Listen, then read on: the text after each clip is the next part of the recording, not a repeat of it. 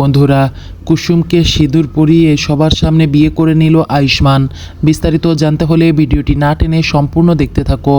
আগামী পর্বে দেখা যাবে যে কুসুমের সাথে যে রাতুলের বিয়েটা ঠিক করা হয়েছিল, অর্থাৎ 12টি দেশে তারা টেলিকাস্ট করবে।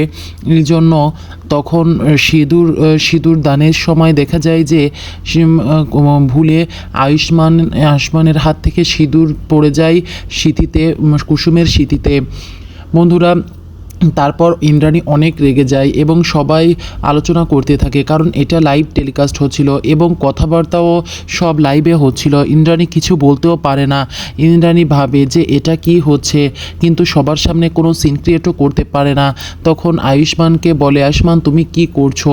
তখন আয়ুষ্মান বলে যে এখন আর কিছুই করার নেই, কারণ এটা লাইভ টেলিকাস্ট হচ্ছে। যদি কোনো কিছু প্রবলেম হয়, গরমিল হয়, তাহলে বিদেশি ইনভেস্টররা অনেক ঝামেলা করবে।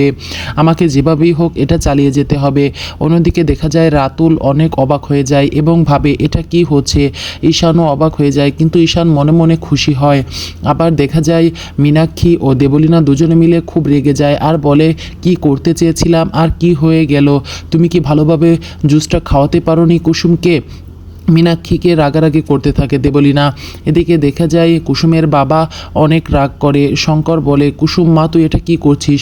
তখন ইন্দ্রাণী বলে, তুমি চুপ থাকো শঙ্কর।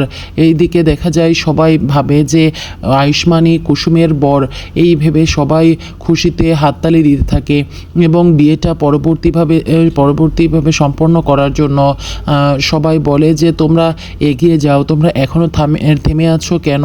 তাই বলে। তারপর কুসুমের সাথে আয়ুষ্মানের বিয়ের যে নাটক আর কি, সেটা চালিয়ে যাওয়া হয়। তারপর যখন বিয়ের অনুষ্ঠানটি শেষ হয়, ইন্দ্রাণী দেখা যাবে যে অনেক রাগারাগি করবে কুসুমের উপর ও আয়ুষ্মানের উপর। কুসুম ও আয়ুষ্মানকে অনেক রাগারাগি করবে।